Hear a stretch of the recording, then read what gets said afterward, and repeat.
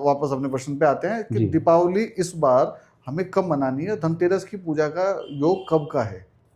धनतेरस कल यानी 18 तारीख को मनाई जाएगी, जी। क्योंकि प्रदोष काल में त्रयोदशी है, इस वजह से धनतेरस कल होगी। और दीपावली 21 अक्टूबर की होगी। 21 अक्टूबर की जी। होगी। तो धनतेरस का जो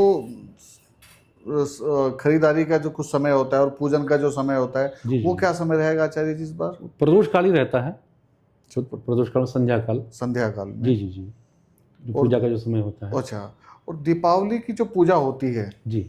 उसके जो मुहूर्त होते हैं, कई बार क्या होता है आदमी कहीं ट्रैफिक में फंसा है, कुछ मुहूर्त जो आपने बताया कि जो टीवी पर आजकल बैठे हुए हैं जहाँ से ज्ञान मिलता है, तो एक कुछ समय से ही ये चल रहा है कि 8 से 10, 6 से 12 ऐसा कुछ समय है कि पर्टिकुलर वही एक पूजा का समय है। देखिए, एक तो प्रदोष काल में पूजा होती है, जिसमें दिन और रात्रि का मिलन होता है। जी। वो जो ये साधक लोग होते हैं, गृहस्थी लोग होते हैं, उनके लिए सर्वश्रेष्ठ मुहूर्त है वो जी। प्रदोष काल का। और कुछ लोग जो विशेष साधना करने वाले होते हैं, वो निश्चित काल में पूजा करते हैं। अच्छा। हाँ, वो लगभग 10 बजे के बाद होती है शुरू, रात्रि में।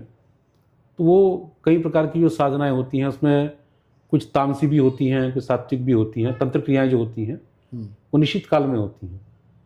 तो दोनों प्रकार की साधनाएं हैं। प्रदोष काल में गृहस्थियों को उस समय अधिकांश करना चाहिए। तो ये इसके विशेष मुहूर्त होते हैं। इसके बाद जैसे गोवर्धन पूजा आएगी, भाई दूज, उसमें भी मुहूर्त का ध्यान ऐसा कुछ देना है? नहीं उसमें। उसमें कुछ संशय नहीं है कोई इस बार? संशय नहीं है। वो सही है ये। जी, जी, जी। दीपावली की पूजा 21 तारीख को होगी। 21 तारीख को होगी निश्चित रूप से, क्योंकि हमारे यहाँ जो ग्रंथ हैं, बहुत सारे ग्रंथ हैं।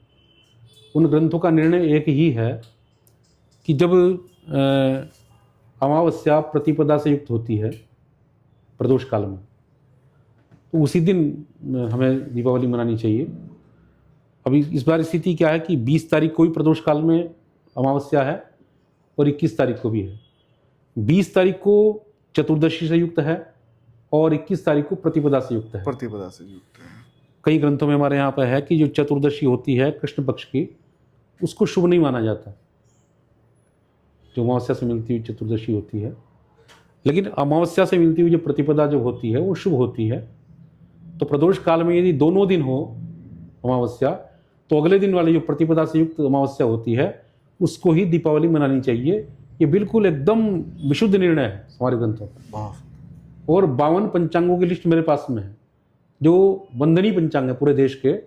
उन 52 पंचांगों का मत बिल्कुल एक है। सबने ये कहा कि 21 तारीख को दीपावली होनी चाहिए। चलिए, एक संशय ये दूर हो गया।